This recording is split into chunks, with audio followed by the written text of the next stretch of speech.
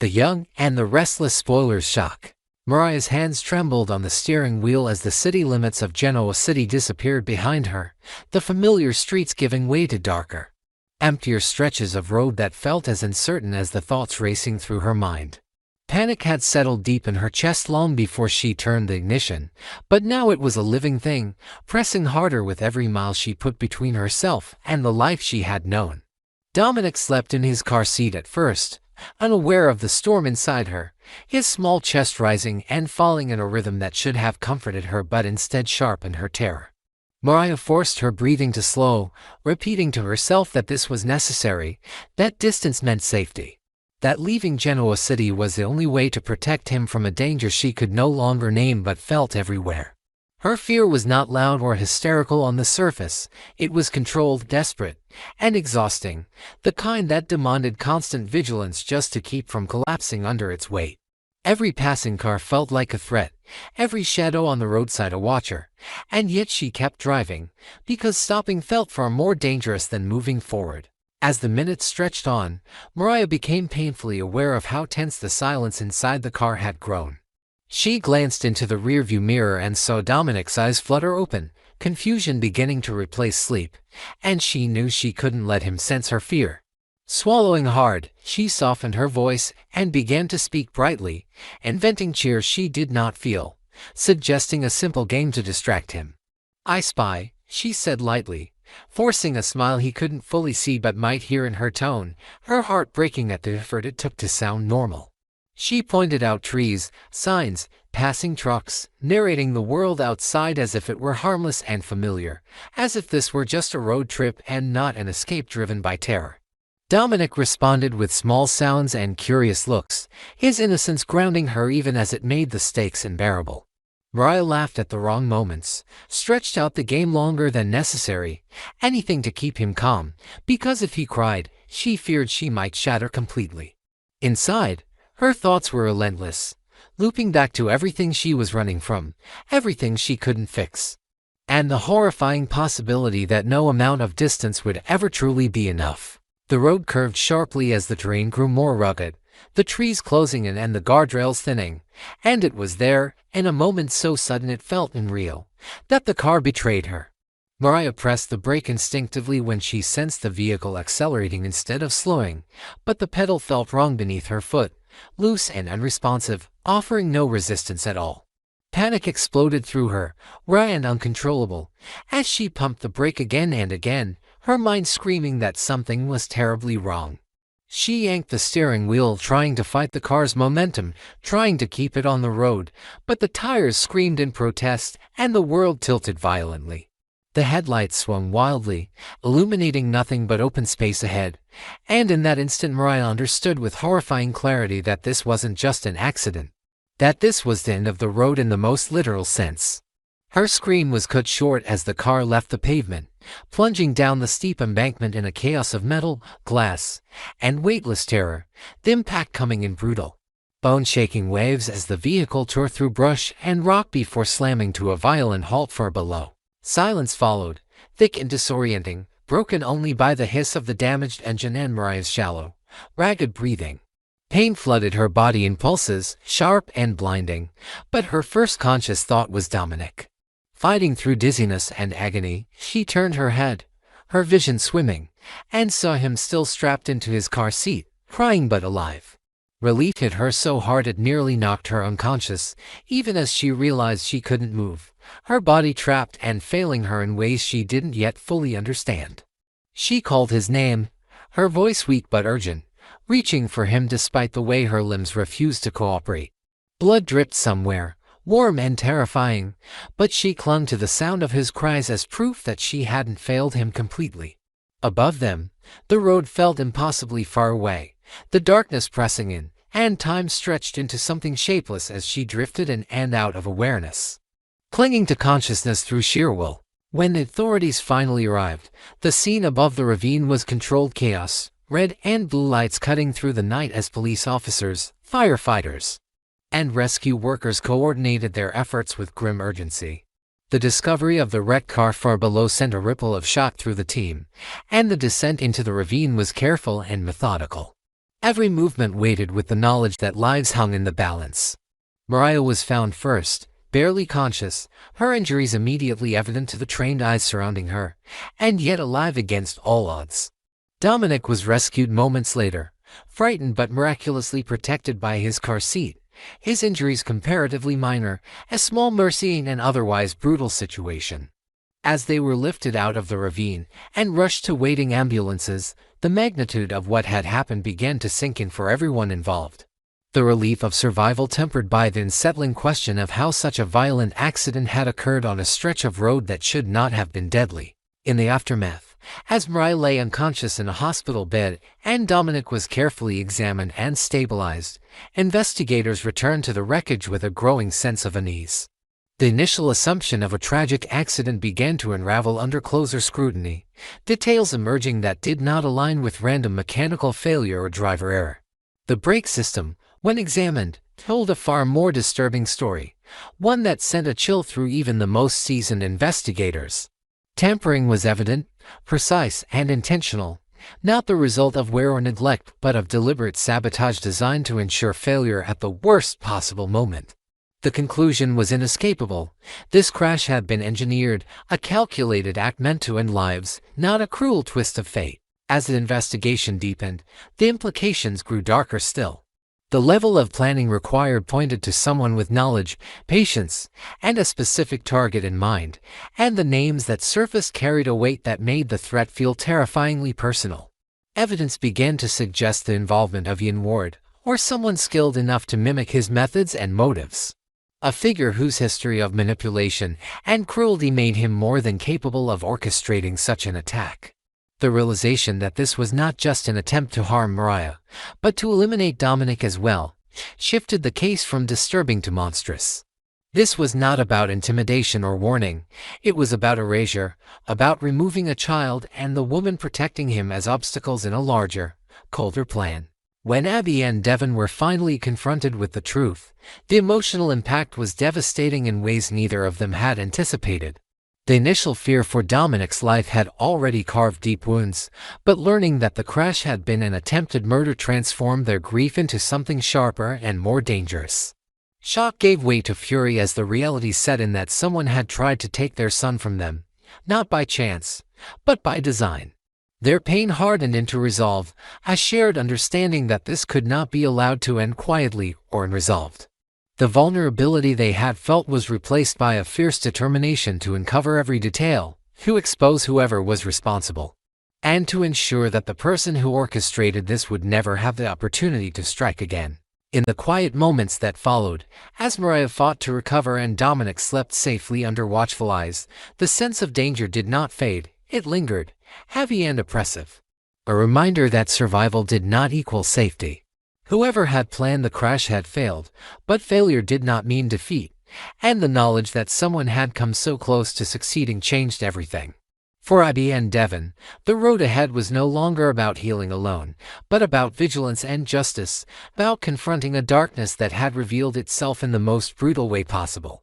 What began as a desperate flight from fear had exposed a far greater threat, one that would not be escaped by distance alone, and as the investigation pressed forward, one truth became impossible to ignore. This was only the beginning of a reckoning that would shake all of their lives to the core. The rain lashed against the windshield of the stolen sedan, a rhythmic, violent drumming that matched the chaotic pounding in Mariah Copeland's chest. She gripped the steering wheel until her knuckles turned the color of old bone, her eyes darting between the slick, winding road ahead and the rearview mirror. "Faster, Mariah," the voice purred from the passenger seat. "They're coming for us. They want to take him away, just like they took everything else." Mariah flinched, risking a glance to her right. Y&R sat there, immaculate in his dark suit, a cruel, serene smile playing on his lips. He looked exactly as he had years ago, predatory, calm, terrifying, but he wasn't real. She knew he wasn't real. The doctors at the facility had said it was stress, trauma response, a fractured psyche. "He's not yours, Ian," she whispered, her voice cracking. "He's Dominic. He's Abby and Devon's." "Is he?" Ian's laugh was dry, like dead leaves skittering on pavement. He leaned closer, the scent of ozone and Old Spice filling the car, suffocating her. "Look at him, Mariah. He's yours. You carried him. You felt his first kick. You gave him life when they couldn't. Call him by his true name. Mariah's gaze flickered to the back seat.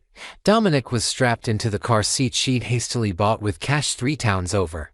He was sleeping, his small head lolling to the side, blissfully unaware of the storm raging outside and inside the car. Bowie, she breathed, the name tasting like forbidden fruit. My Bowie. Exactly, he soothed, his hand hovering over hers on the wheel, cold and weightless. And if you stop now, if you let them catch you, they'll lock you away in a padded room and you'll never see him again. Drive, Mariah. Drive into the dark. Miles away, the atmosphere at the Chancellor Estate was a suffocating blanket of dread. The silence was broken only by the crackle of a police radio and Abby Newman Abbott-Winter's stifled sobs. She sat on the edge of the sofa, her body rigid, clutching one of Dominic's stuffed elephants so tightly the seams threatened to burst. Devin Hamilton paced the length of the living room, his phone pressed to his ear, his expression a mask of controlled fury and terror.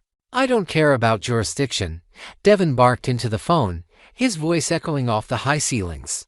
My son is out there with a woman who is mentally unstable. We found the motel room. We found his mitten.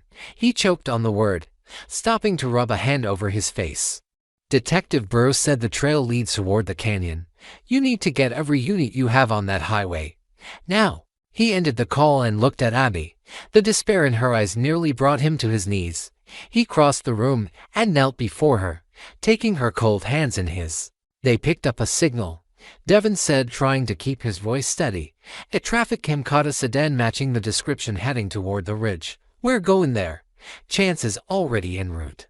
Abby nodded, her movements jerky and mechanical. Mariah wouldn't hurt him, Devin. She loves him. She just thinks he's hers right now. We have to believe that. I know, Devin said, though the knot of fear in his gut told a different story.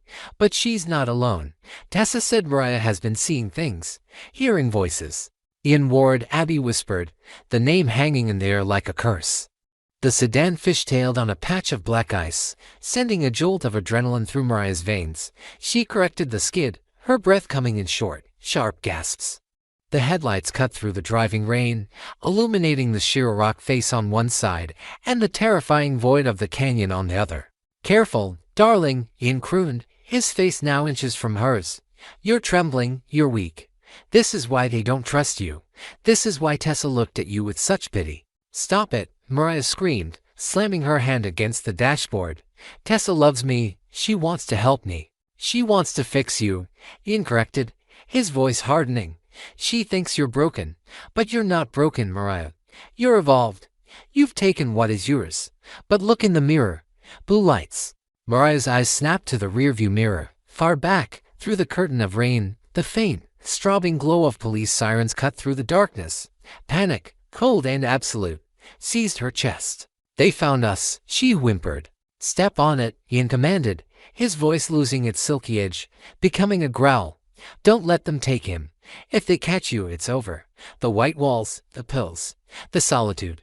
Drive. Mariah slammed her foot onto the accelerator. The engine roared in protest, the speedometer climbing.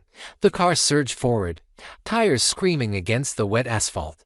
The curves of the canyon road came faster and faster, a blur of gray rock and black sky. Faster, Ian yelled, his hallucinated form vibrating with intensity. They are right behind you.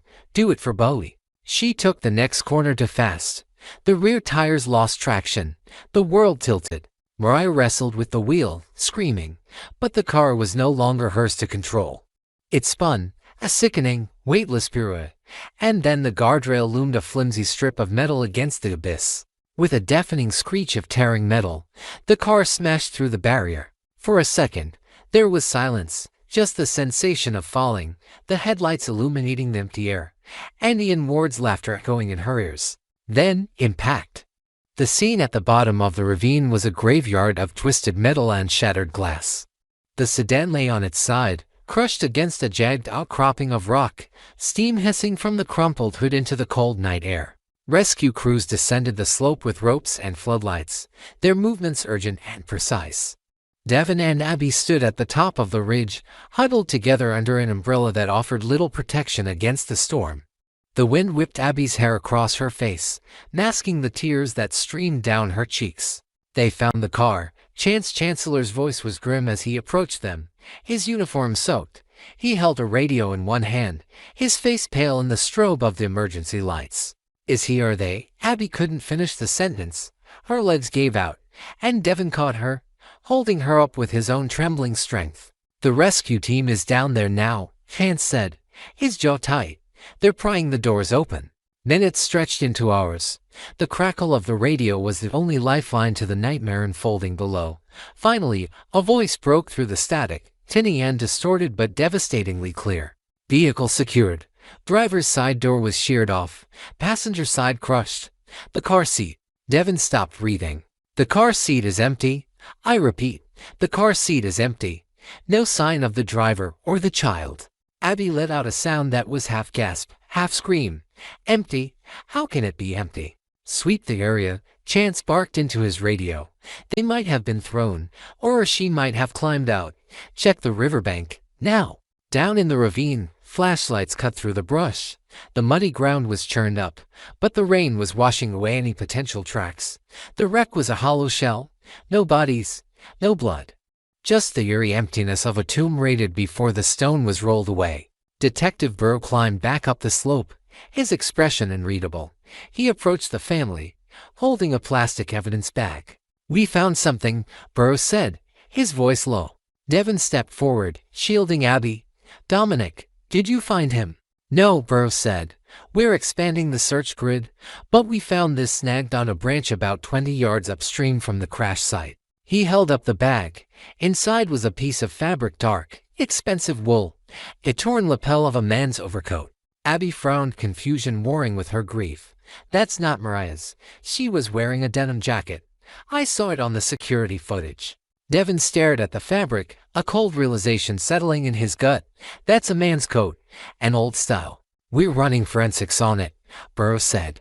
But there's something else. The footprints near the riverbank, they don't look like a woman struggling with a child. They look organized. Like someone was waiting. Waiting, Abby whispered. You think someone helped her? Or took them? Chance said darkly. Mariah could have survived the crash, pulled Dominic out. And then? Then what? Devin demanded. Vanished into thin air. She was hallucinating. Chance. She crashed a car off a cliff. How could she have the presence of mind to stage a disappearance? Unless she wasn't the only one there, a new voice said. Tessa Porter stood near the police barricade, her face ravaged by crying. She had arrived minutes ago, unable to stay away. She stared at the evidence bag, her eyes wide with horror. That coat, Tessa said, her voice trembling. I've seen it before. In the old photos. The ones from the cult. Devin whipped around. What are you talking about? Ian Ward, Tessa choked out. He wore a coat just like that. Mariah described it to me when she started having the nightmares. She said he was wearing his preaching coat. Ian Ward is dead, Chance said firmly. Or at least, long gone. He hasn't been seen in years. Has he? Tessa countered, stepping closer, her desperation making her bold. Mariah has been seeing him for weeks. We all thought it was a breakdown. We thought it was in her head. But what if she was seeing him because he was actually there? Abby shook her head, backing away. No, that's impossible. This is a sick game. Is it? Devin looked back at the ravine, the darkness seeming to pulse with secrets. The police said it looks like someone was waiting. If Ian Ward is alive, if he's been manipulating Mariah this whole time, then he has my son, Abby realized. The horror of it finally breaking her. She buried her face in Devin's chest, sobbing uncontrollably. He has Dominic. The investigation shifted gears instantly. What was a rescue mission became a crime scene of baffling complexity.